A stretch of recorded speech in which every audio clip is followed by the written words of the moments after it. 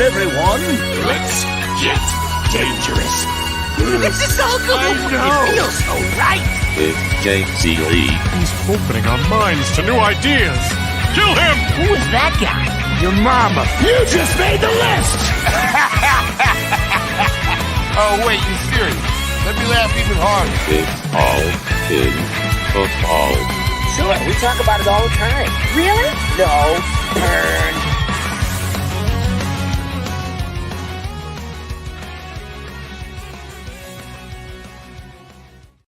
What is up, you ducks? It is All in Football for a few more times. As a quick heads up, as we dive into the fantasy football talk, as always, fantasy football will be part of the name because the overwhelming poll that I put out there is like, don't even go too much different from All in Football. Just call it All in Fantasy Football, which seems to be the way that we're going with the redo come June after I get back from the cruise with the wife, with a lot of information there for you. But it's a reminder of the housekeeping because we're going to do a favor. We're going to do giveaways. I have like some games for like Switch and stuff like that. I was like, you know what? I could trade into that terrible company that gives you like $2 and then turns around and sells it for $30, if you know who I'm talking about. I was like, instead of doing that, you know what? I'll just give away my games that I don't play anymore. I'll give away some Funkos I don't even have on my backdrop anymore. So we're going to do giveaways because, yes, we're going to ask you again, one more time, hopefully the last forever in June, to resubscribe, re-rate, because iTunes is the bane of our existence right now. They still only work for about 50% of the people out there.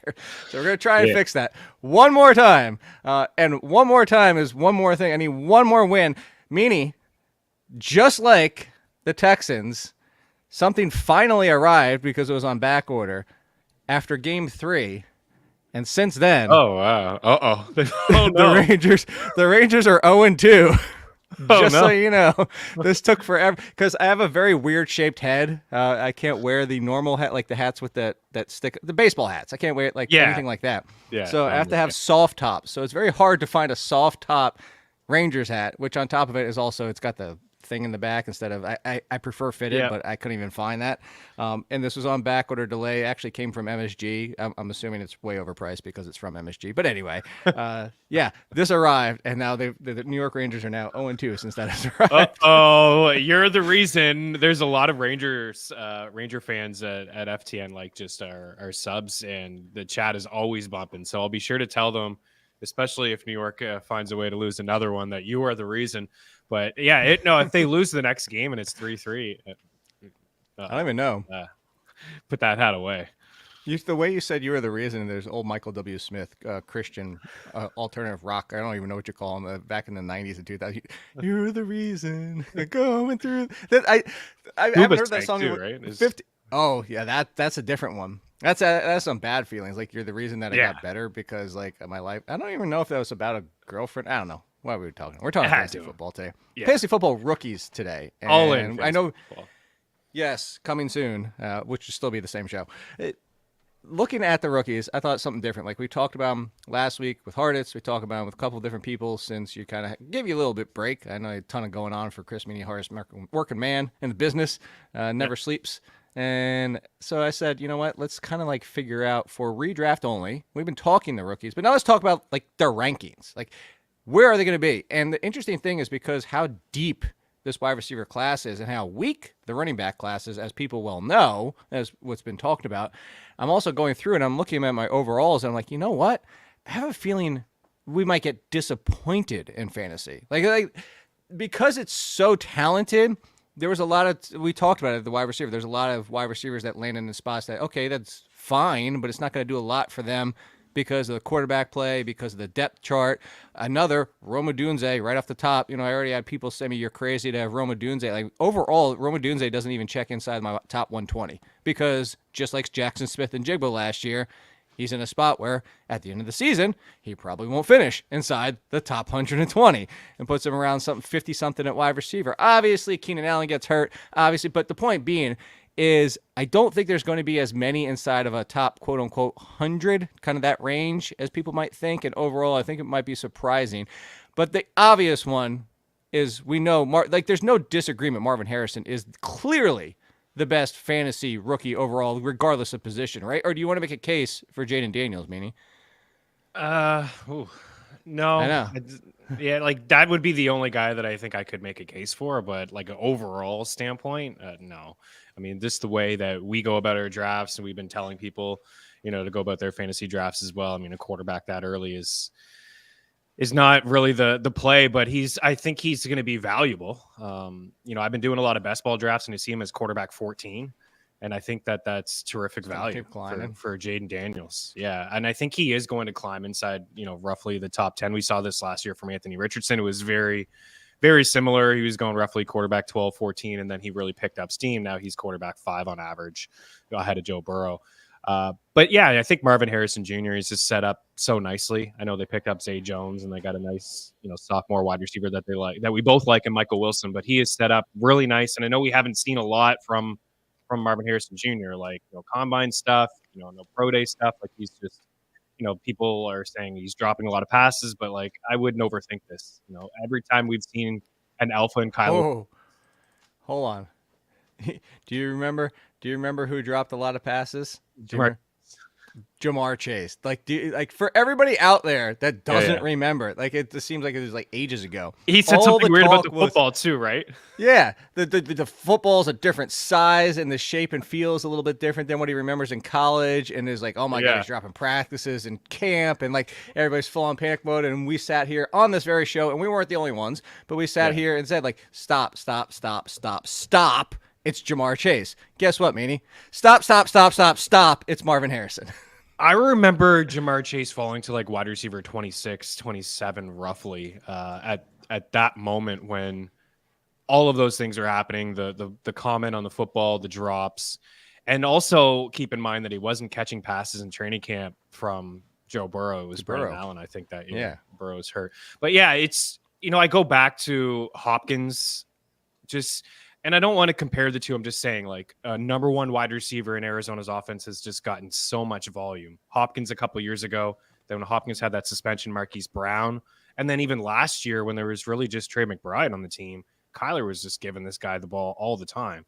So I have him as a wide receiver 1, a low-end wide receiver 1. And I'm checked in ranks and projections just right at 12. I actually have him for right at 12. The projections checked at 138 targets. Sounds reasonable, doesn't it? I mean, that's... It does. I mean, in front of him for more targets than him projected is Nakua, Chase, Jefferson, St. Brown, Lamb, Tyreek Hill.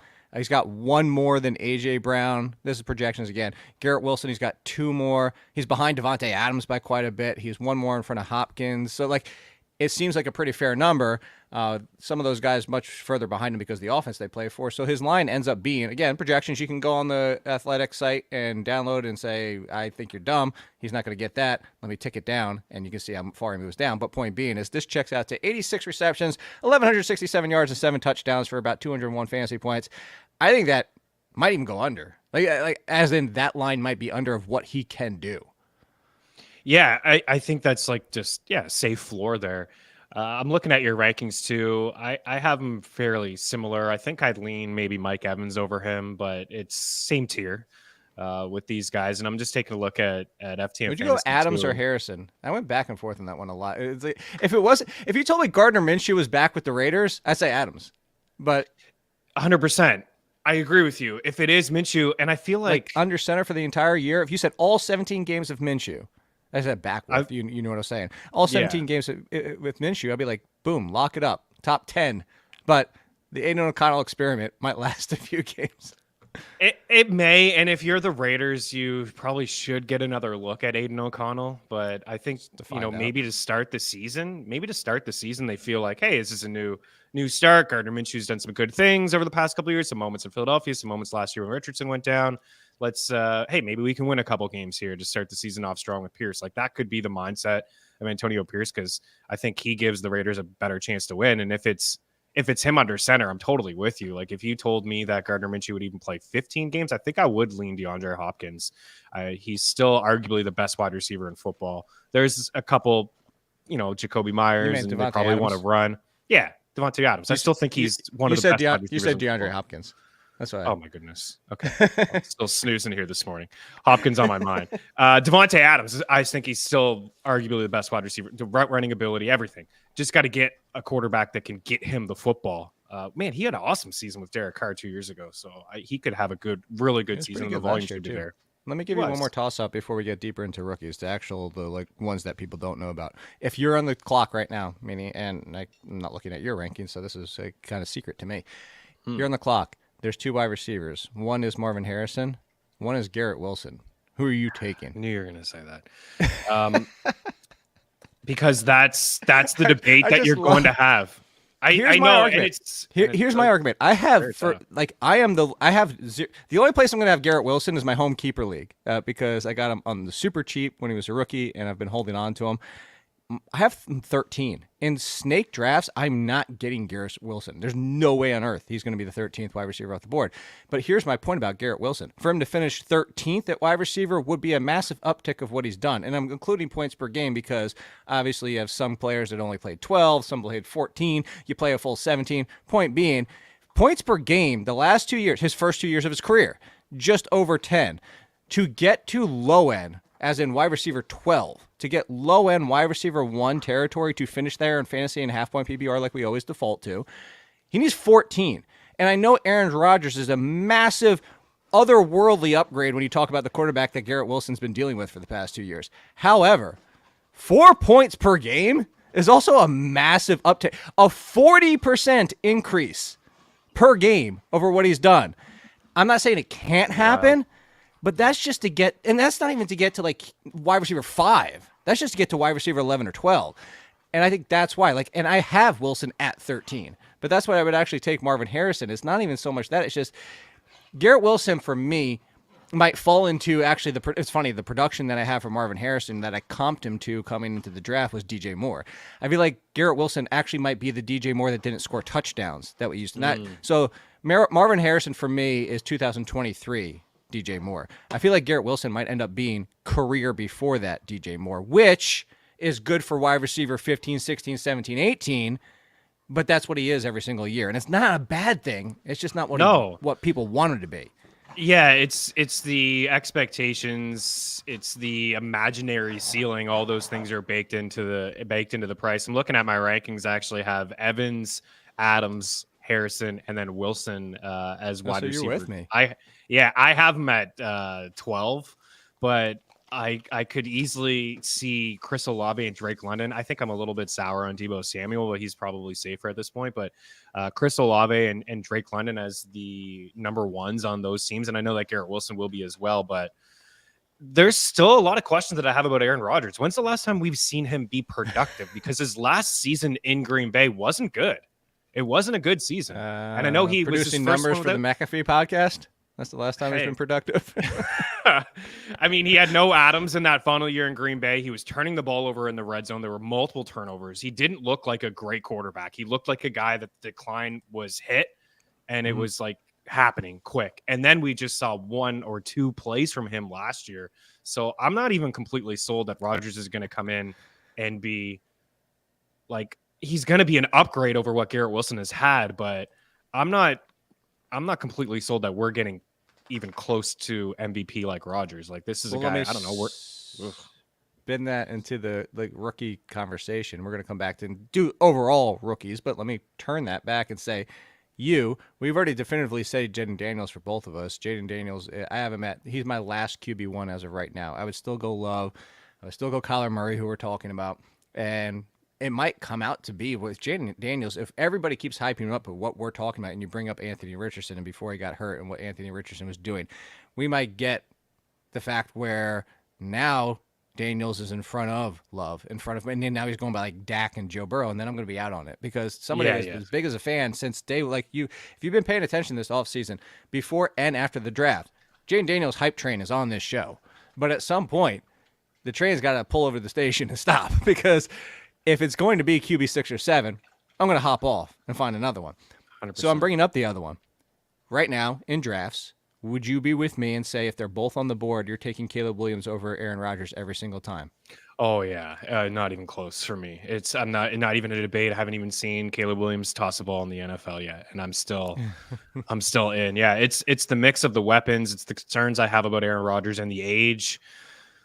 I don't know. Like, I know that there's some appealing like options there. Can Mike Williams stay healthy? You know, it's a pretty good 2. You got Breece Hall to the backfield, but no chance. I would rather go Caleb Williams. I kind of like the division too. Like those things, I'm thinking about those things in my head, like a couple of matchups against Minnesota and Detroit secondary. Like the AFC is pretty tough. So what happened to Okudah, by the way, for talking about the Lions and this? The Lions can't draft corners. Like he's not. I know he's not there anymore, but I'm just saying. Yeah, like, it was like that first year. I was like, oh my god, they nailed, and like it's like they cannot, like they get corners wrong all the time somehow. They do, and their secondary was very bad last year. How about Jared Goff getting paid? I got Aaron Rodgers as quarterback 20, and I seem to be the lowest on him at FTN. Yeah, you're 2 spots lower than me. I have him one spot in front of Tua, which I'm by far the lowest on Tua, and I love Tua, but the problem is, I love Tua real life. And I think he's great for what he does with the Dolphins. I think he's fine. But fantasy, he's just like 15 points every single. He's not good in fantasy. Like he's not. Because it's like, and even when he throws touchdowns, multiple, like 3, 4, he's so efficient with them because of the weapons he has. It ends up being like 205 yards and 4 touchdowns. It's like, okay. Like 17 completions. Yeah. Yeah. I totally agree. You know, bringing in Odell is like great for the team. Like maybe they can use it 3, but he's not going to be fantasy relevant. They got a tight end now in Jonnu Smith, but maybe there's more. Maybe the ball spread out a little bit more. But you're right. I mean, Mike McDaniel with all those different running backs. Plus, you have Tua. We have a pretty decent sample size now of this guy struggling away from Miami. This Miami team struggling on the road in the cold against good defenses that bring pressure. Tua has disappeared against Buffalo. That would have been my offseason regimen. Would have just been like making Tua play in a cooler all offseason, just like he's in like a meat locker the entire time. And shirts and t-shirt too. Like that's the entire offseason. Well, I saw PFF tweet a picture of who's stopping these guys, and it was like all the Miami players and OBJ, and it's like, I don't know, 40-degree weather was like the most popular comment. No, it should have been the freeze guy from the Rudolph. They're like that guy. Or that's Mr. the guy. Freeze. Yeah, Mr. Was it just Mr. Freeze? Yeah, actually from Batman too. Let's go back and let me bring this up to you. So, where quarterbacks aren't here, we haven't gotten to them yet. So it's clearly Marvin Harrison. I have 2 more in front of Jayden Daniels. 2. They're both wide receiver. These are the only ones checking in right before we get to them, and it's Malik Neighbors, who I think is inside the top 60.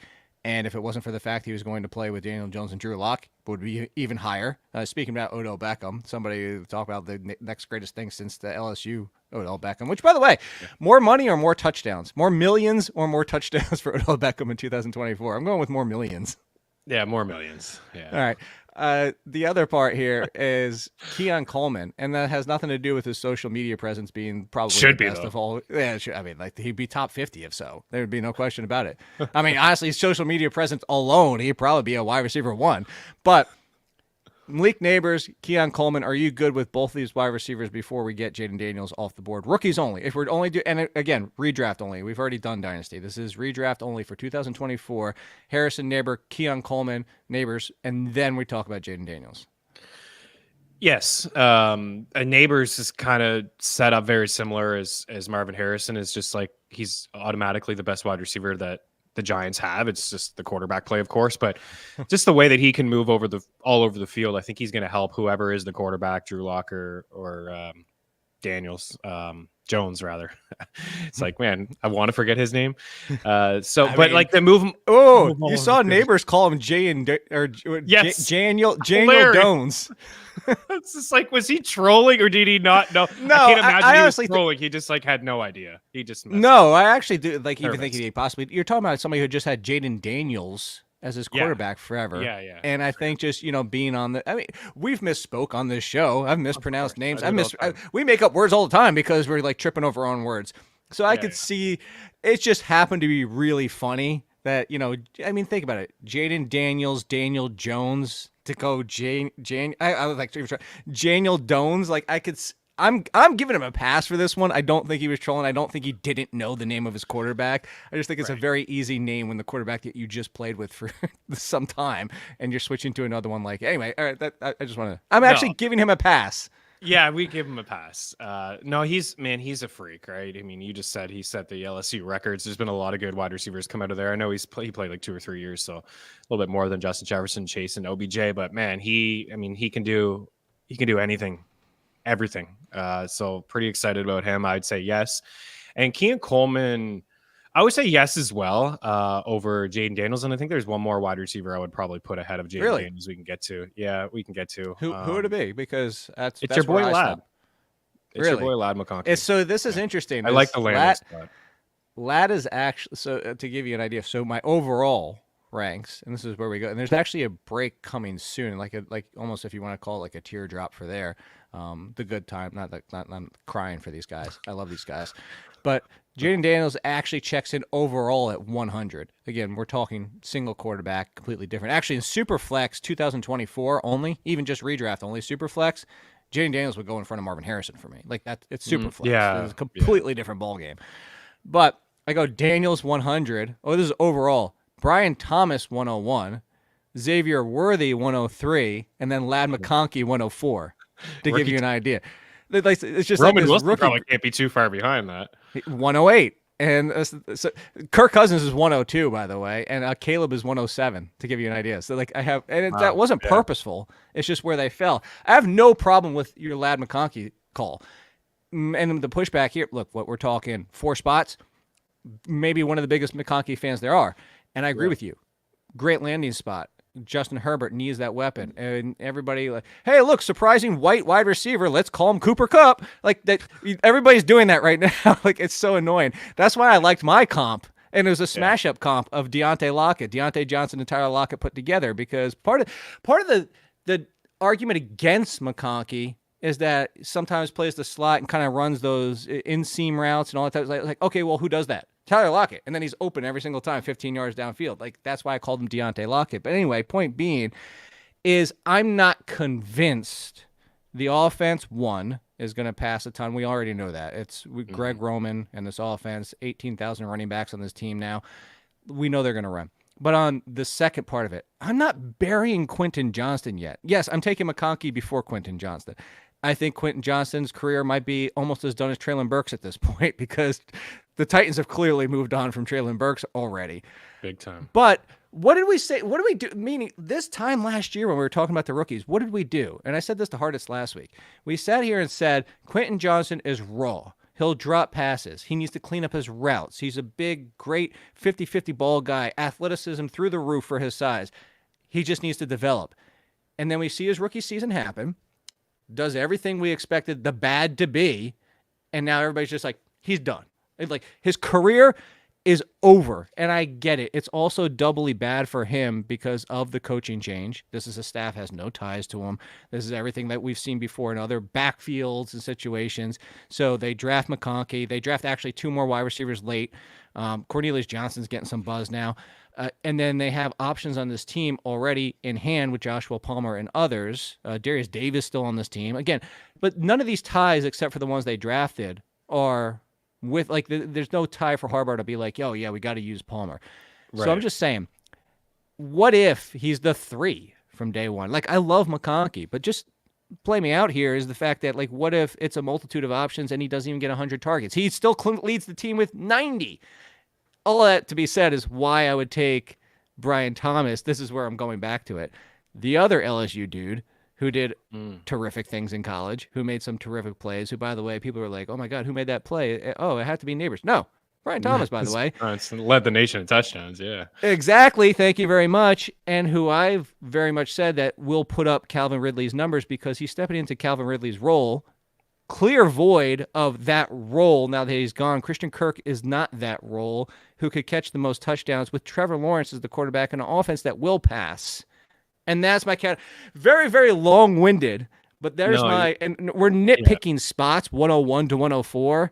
Yeah. That's why I'm just a little more hesitant on McConkey. Barely. A little bit more. Yeah, it does. It makes sense. I mean, Jacksonville's, like you said, it's a pass-happy offense. I think we both agree that Gabe Davis is, I mean, there's 5 games last year where he gave you 0 fantasy points, and, you know, he was like the Josh Allen, and at times he was the number 2 in that offense. So I don't fully believe in him. Ingram, there's a lot of mouths some of these teams like Ingram and Kirk and Brian Thomas.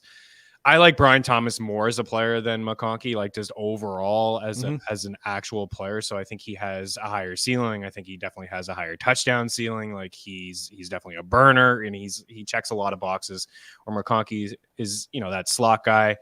And I also lean with you on Quentin Johnson. Like I'm not ready to write him off. I think he's a really good buy low candidate. I think he's got a higher ceiling than Joshua Palmer. They are going to run the football a lot there, but I do believe I'm just trying to think of how the targets are going to go. In your voice. Keenan is gone. Keenan is gone. Mike Williams is gone. Gerald Everett is gone. Austin Eckler is gone. And I am with you on them running. And Justin Herbert, I mean, the last 2 years, quarterback 13 and 17, maybe in terms of fantasy points per game. Like, I just don't think he's going to be inside the top 12 in pass attempts. But I do believe McConkey is a guy that I think will have, I think at the end of the day, he's going to have more catches and targets than Coleman, than Thomas, and Worthy. Who knows what's going to happen with Rice? Rice may get suspended for the whole year at this point, but I think he's going to have more volume, more targets than those guys. But I think the other guys have. Wouldn't you agree that? And I'm sure in your projections, you have Thomas for more touchdowns. You have Keaton Coleman for more touchdowns. Like this is a big body wide receiver who can box out and be a red zone threat for Josh Allen. But I just don't think he's going to catch 75, 90 balls. All right. So, well, the first thing I have to do, I do have to unprotect because the sheet is protected a little bit just so people can't they can. I mean, if they know anything, I should probably unprotect it because if you know anything about Excel, you know how to unprotect and format these cells anyway. But I'm going out to the decimal point because you asked that question. Well, no, because I was pulling up Keegan Coleman, Ladd McConkey, and Brian Thomas, and you said more touchdowns, and they all rounded off to 6, which that was the fun. Brian Thomas at 6.3, Keegan Coleman at 6.3, Ladd at 5.8. So they're all in the same range. Here's the difference where it comes down to is 120.9 targets for Brian Thomas, 121.5 for Keegan Coleman, neck and neck, almost the exact same thing. Ladd McConkey, 112.8, leading the Chargers. The receptions, 75.5, 73.3, and 75.6, all in the same range. Also close. Here's the kicker, though. If I told you right now, too, and now Keegan Coleman could easily get there, but and maybe I'm too conservative on Keegan Coleman and what the Bills will do with Josh Allen, but some of it comes down to who the quarterback is and yards per completion as well. But here's the kicker difference here, is not only does Brian Thomas have the 0.5 touchdown over Ladd McConkey, but 1,017 yards versus 922 and 936 for McConkey. So, again, now the lowest receptions of all of them is Keegan Coleman, so he's not too far behind Brian Thomas in yards per reception. But that's the biggest kicker. So if I'm wrong on that by like a half to a full yard per reception, I mean, Brian Thomas could be the third. McConkey could be the first. But so they're all neck and neck. It's funny that Brian Thomas checks in projections-wise. Wide receiver 32, Keegan Coleman 40, and Ladd McConkey 41. So they're all kind of really close there, but Brian Thomas has even a bigger gap in that range. Yeah, those projections they seem pretty much on point, like in terms of just how me agreeing with them, but also like super close, right? I mean, that's to your point. This is what we're talking about here. 4 or 5 rookies within like 10 picks. Something that I have seen an early offseason drafting, and things may change, is that you and I may just have a lot of shares of Brian Thomas Jr. because he doesn't go in this range of these other guys. Like people are doing Worthy and Coleman. And I know best ball is different. You're shooting for upside, and we'll get into, other drafts that, you'll do drafts at the Athletic. We'll do some at FTN. It won't be best ball, and maybe we'll get a bit of a better feel. But what I'm seeing so far and what I saw in that series post draft is that Brian Thomas Jr. is a guy that is not thought about in this tier. The Coleman, the McConkey, the Worthy, these guys are going ahead. Even Rome Odunze, who Roman Wilson, who I love. I love Roman Wilson's situation. And Odunze's going like earlier than this. Like people are just they don't care at all that there's a crowded wide receiver room in Chicago, which really does surprise me. So I mean, the value is with Brian Thomas. And I think in your projections, I'm sure you bake this in, is, I mean, not only is he a touchdown guy, he's just that big explosive guy. Like he's the guy that's going to have the high ADOT, the average depth of target. He's going to have massive, like there may be some similarities to him and Gabe Davis in terms of boom or bust. but he's going to have some pretty significant weeks. And I don't know if McConkey's going to be. McConkey may just be like, hey, it's 7 catches for 75 yards.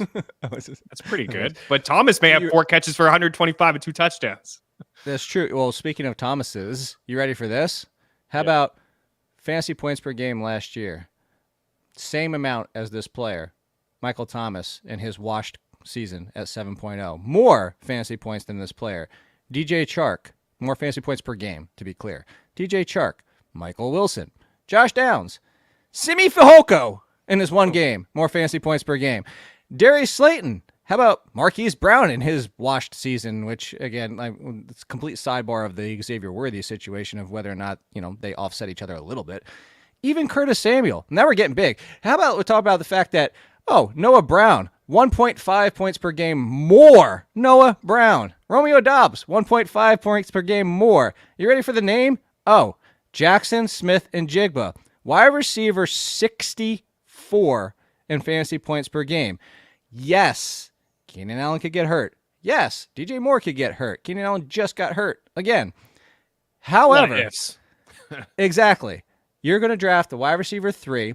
And for everybody, this is a show that loves Caleb Williams. With Caleb Williams, a rookie quarterback, as your wide receiver 3, hoping. And here's my issue with this as the entire whole. Let's talk about a strategy side of it. Let's even just say that Odunze can produce top 40 upside because of that. Let's say Keenan Allen misses half the season right now. Chris Meaney, he misses half the season. It's still not worth the cost that you have to pay for Odunze. That's the problem. You're paying right now. The Odunze cost is assuming that, and people won't say this when they do it, but the cost you're paying for Odunze is assuming Keenan Allen or DJ Moore misses half the season, if not more. Right. Yeah. You don't pay that return. You pay lower value, and then if it happens, you get return profit. You don't pay wide receiver 40, 35 for somebody who, if nobody gets hurt, finishes as wide receiver 64 with Jackson Smith and Jigba. That's my biggest argument of that. And so that's where I come back to. You know where Rome Odunze is for me, by the way? Behind, let's go, reverse order here, Brock Bowers, a tight end with a nasty quarterback situation and potentially fighting other tight ends for snaps. Jonathan Brooks, Trey Benson, Roman Millicent, Caleb Williams, Ladd McConkey, and up from there. So he's not completely buried, but he's pretty damn buried, to be honest. Yeah, he is. And the JSN thing, I know a lot of people are making those comparisons. I think we did right away on this show the very next day. The first thing I said in my write-up when he was drafted on The Athletic was Jackson Smith and Jigba. and JSN had some moments towards the end of last season, but it's tough for a rookie to come into a wide receiver room when you have those guys, that the presence of the veteran Keenan Allen. Like, he's not going to leave the field. Like, this guy is a safety valve for rookie Caleb Williams. If you told me DJ Moore and Darnell Mooney, I'd be like, okay, cool. Like, he's coming in, he's going to be the number 2 right away. That's not what we're doing. And they also have Cole Kmet. Like, I'm sour on Cole Kmet too. Like, come on. Like, I love this tight end, but how can we feel good about Cole Kmet inside this offense? Then you have 3 running backs, and all of them can catch, and Swift and Roschon and Khalil Herbert. Plus, at the end of the day, you have a rookie quarterback that may struggle at times in the NFL. So, Jiggles is with the comment. It's a 2024 JSN. I brought up the ADPs of these wide receivers over at Underdog. Xavier Worthy is wide receiver 32, and Rome Odunze is wide receiver 34. He's going ahead. He's going ahead of Terry McLaurin. He's going ahead of Marquise Brown, Calvin Ridley, Jordan Addison. I mean, Ladd McConkey, Coleman, and those guys are all like, Ladd is 39, Coleman is 40. 41 is Brian Thomas, and he's going a little bit higher than I thought he would be.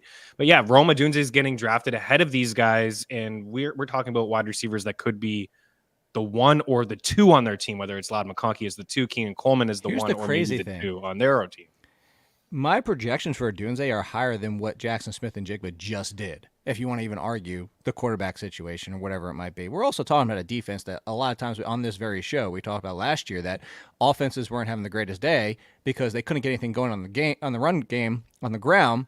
And this is a defense that arguably is just as good, if not better, this year. Anyway, that aside, my projections for Odunze, 96 targets, 59 receptions, 758 yards, 5 touchdowns. All better than Jackson Smith and Jigba. All. Except for the receptions, because he had 63. But, I mean, the numbers overall, the targets, the yards, and the touchdowns are all better.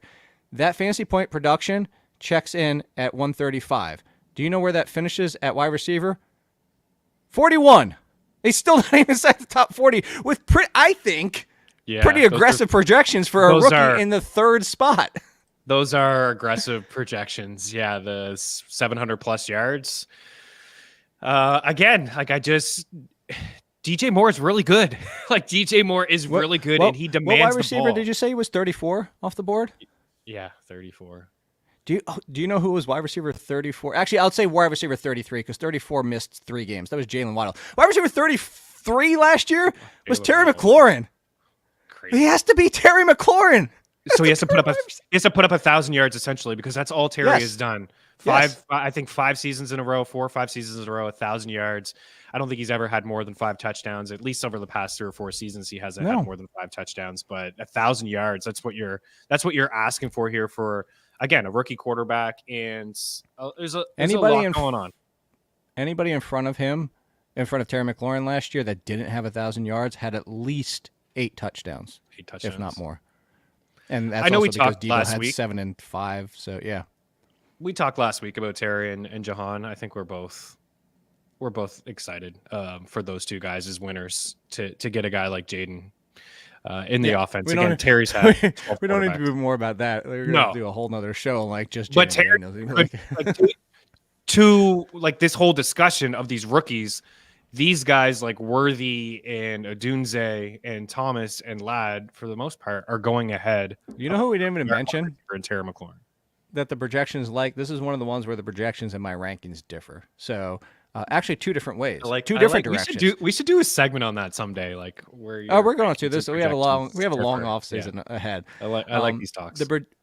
Often it's I like the ranking is higher than the projections. Like a good argument would be Odunze. Odunze in my projections is way down in the low 50s. I will take him higher than that because at that point, what do I want Jacoby Myers for? I don't. Right. I would draft Odunze purely on the upside for both of them. If both hit their peak, Odunze is going to finish worlds in front of Jacoby Myers. And that's where it comes down to the difference between ranks and projections. But the one that skews the opposite direction, this usually doesn't happen.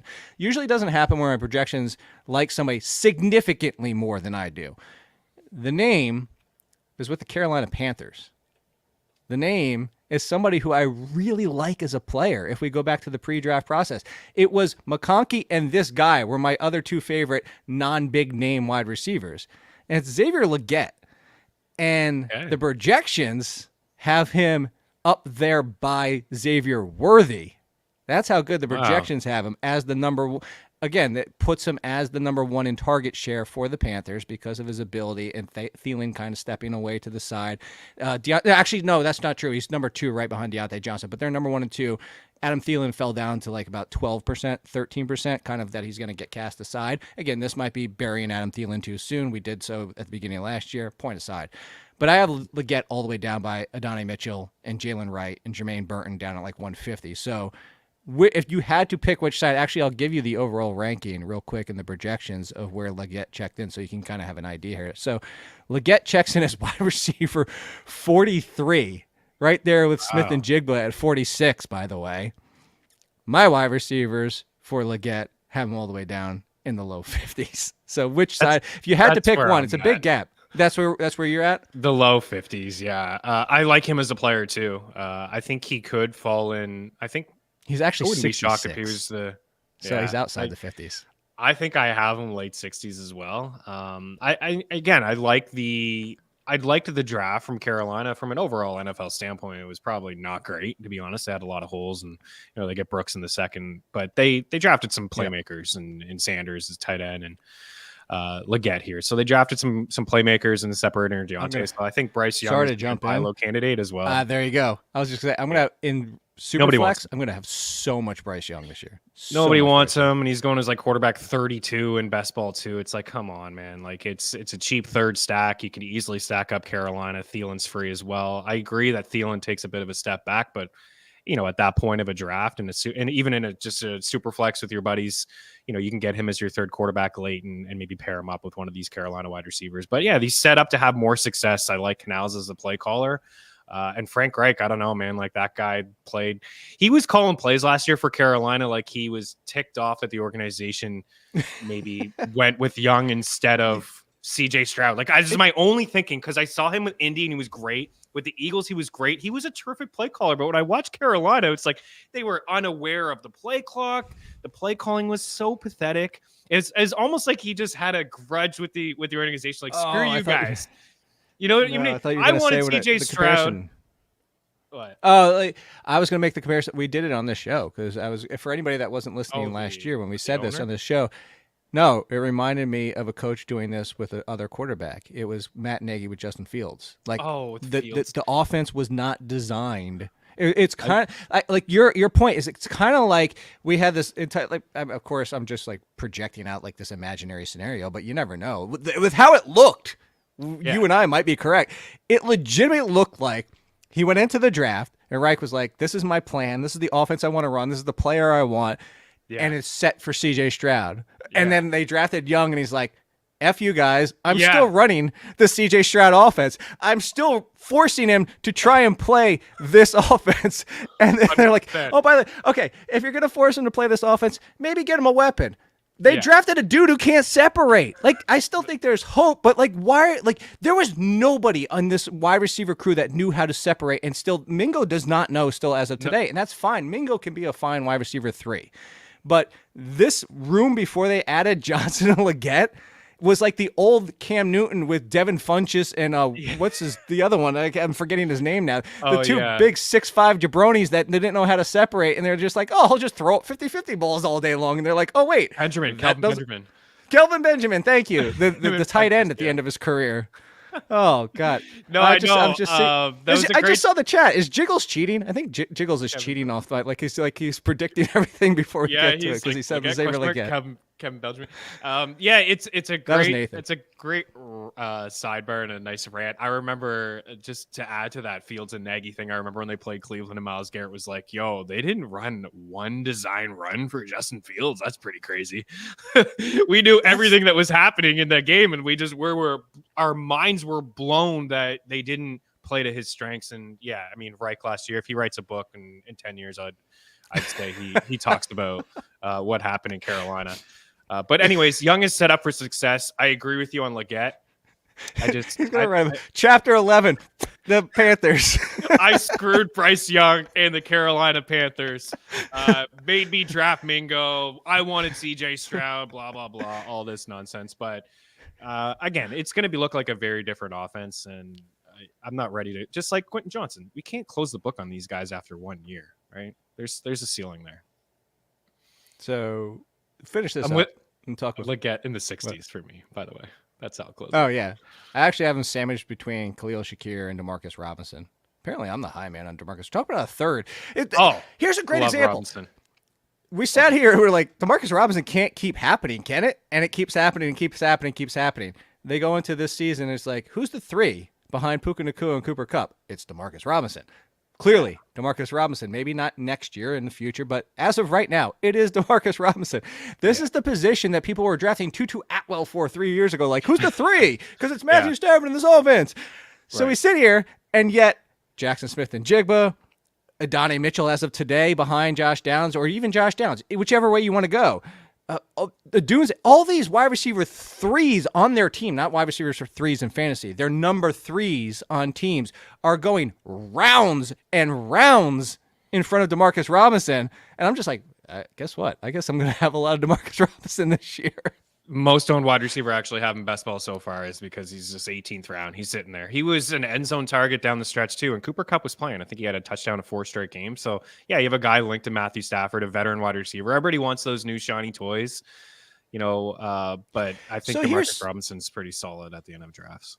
I was going to finish it off with some rookies, and we can do this on another show too, like clear it out. We talked Roman Wilson. I love this landing spot. We talked about it on the show too and said that, when you saw the practice, he threw him out there against your now boy at corner and said, hey, you face Quentin Mitchell, the best corner coming into this draft class, and you have to go up against him because I know you had to forced him. And he was winning at times. Yeah. He actually won so much against everybody else that Mike Tomlin was. I'm talking about Mike Tomlin, by the way. I don't know if I said that. Is that Mike Tomlin, his now coach, his guy that's going to come in and have him used immediately as the number 2. But anyway, so Roman Wilson, Benson and Brooks. I mean, we're talking about backup running backs who could get touches just by injury default. A little bit more on Benson than Brooks because Benson, the injury to James Conner has never stayed healthy. Whereas Brooks, I think, could be a second half big play. I don't like where Brooks is going. We've talked about that. Odunze, we've talked about ad nauseum now at this point. Blake Corum is just Trey Benson on the Rams. Leggett, Adonai Mitchell, Marshawn Lloyd, Jalen Wright, Jermaine Burton. Now we're getting super flyer territory. We're getting to the 180s, which a lot of leagues and people listening probably aren't even drafting. But there's some. Maybe we'll do that as a separate show, the free ones that we'll talk about. But I wanted to come back because we're talking about this whole Demarcus Robinson thing and this whole sidebar as we get out of here as the strategy for best ball real quick, because I think this is something that, I don't know, maybe you fact check me on this. Maybe it's a chase that I don't. The chase works for me. I won the pros versus Joes overall, kind of having a similar strategy. As people are always like, well, in best ball, and Meaney knows this. If anybody's been listening to me for years, I hate he's good in best ball. Every damn player on the face of the planet is good because one good week and he showed up in baseball. I hate that. Nathan, Jermaine Burton, we'll save for that next show. I actually am a big fan of Jermaine Burton, but he's log jam too. But when it comes down to best ball, actually Jermaine Burton would be a good one in this scenario. It's not just the third wide receivers. It's not just the depth chart players that I'm like, hey, in best ball, this could happen. Keenan Allen could get hurt. Let's talk. Jermaine Burton, T. Higgins could get hurt. He just got hurt. He's been hurt actually twice over the past couple of years. Yeah. What if Jamar Chase gets hurt again? And what if they both get hurt? And we were talking about last year at that brief time where it was like, is it going to be Iasovis or Tyler Boyd or whatever it might be? So we play all these scenarios and we say, if blank gets hurt, if this happens, if somebody loses the job. But the one thing I do at wide receiver, and why I think Demarcus Robinson is a great example of this, Meaney, is it's not just the wide receivers in those situations that I target. It's the ones that score touchdowns. Because one touchdown is a day of 60 receiving yards. I will take flyers on Quentin Johnston's, Demarcus Robinson's, even Gabe Davis, because I want the ones who get in the Alan Lazard. I hate Alan Lazard at this point. Everybody does. But if something happens and he goes back to scoring touchdowns with Aaron Rodgers versus the ones like, I don't know, Trey Tucker. Okay, he could get 7 for 70 one week. Cool. Happened to best ball. I got to use him once. I'd rather go for the touchdown guys when I'm drafting these flyers on Underdog. Yeah, like Mooney instead of Rondell Moore, how these guys are used, like A-dot touchdowns. Like Mooney's not going to be consistent for you this year, but he's the deep threat guy inside this offense. He's probably going to score some touchdowns, and Rondell Moore is not going to score touchdowns. He's going to have a small A-dot. So I'm totally with you. I think shooting for upside, and I think that's why some of these rookies tend to go a little bit higher. Is people are just really shooting for upside. But yeah, grab a guy who's involved inside red zone packages, whether it's, I don't know, like an MBS too. I just saw he signed with Buffalo this morning. Like, I'm not interested in him, but like as a guy who's like a high A-dot guy, he's going to be, some shots deep down the field, give you those boom weeks, right? As opposed to those bust weeks. I'll give you one. I think it's a pretty good call. Here's a perfect example. Round, I don't know, let's say 24. So like we're super late into best ball now. Instead of Kyle Phillips, I'll draft Treylon Burks. Yeah. Because what happens Kyle if both Phillips, hit? my guy. Yeah. I know it's your guy, but I was just like, I'm really hoping for Kyle Phillips 4 catches today. But yeah. That's what I would agree. 4 for 65. What do you do? Treylon Burks could go 2 for 65 and a touchdown. 1 for 15 and a touchdown. He can. Yeah. It's Treylon Burks.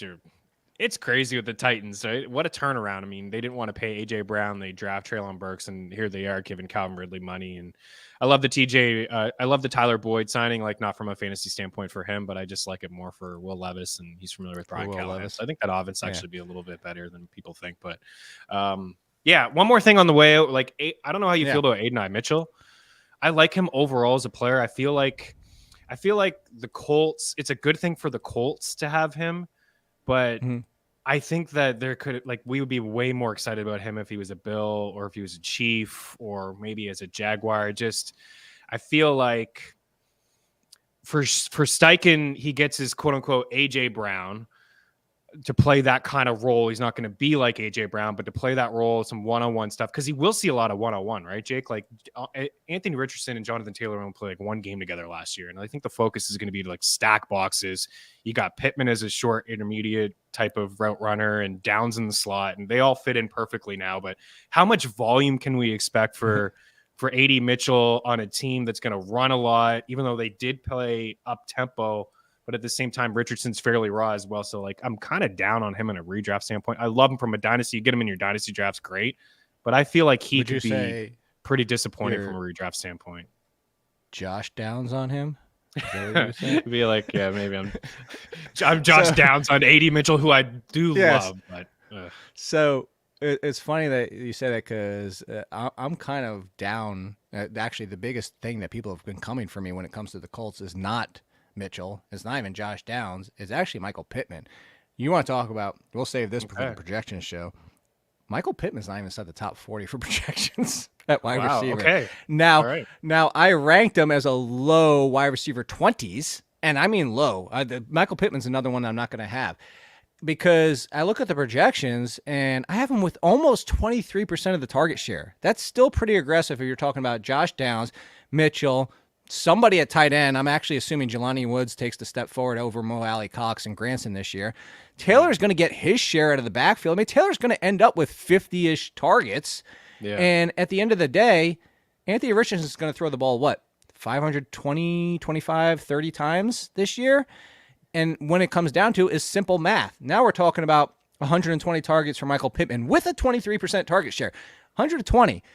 We're talking about somebody who was in the 140 range. It's if he got to 140, sure, but now we're talking that Downs with his 98 that I have, Mitchell with his 80, and Jelani Woods with 60, which aren't big numbers.